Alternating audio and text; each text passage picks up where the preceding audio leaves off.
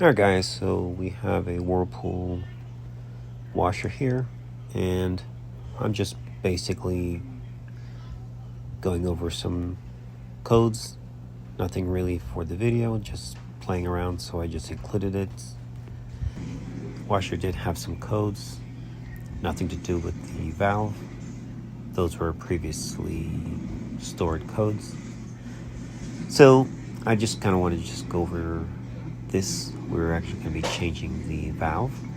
Washer was leaking, quite a bit of water on the floor, customer stated. So we are going to use the magnet to activate each of the valves so that we can actually pinpoint where the leak is coming from.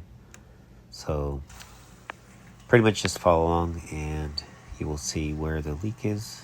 I couldn't find it during just a regular wash. It was hard. So it's always best to use a magnet so you can pinpoint where exactly it's coming from. All right.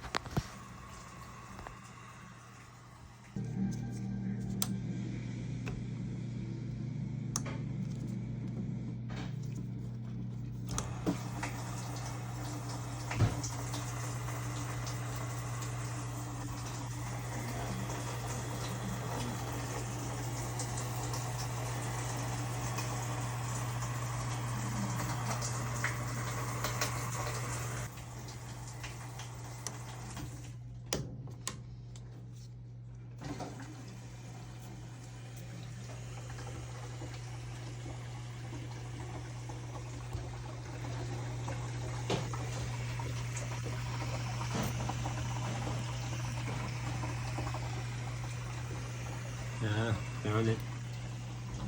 She wasn't crazy.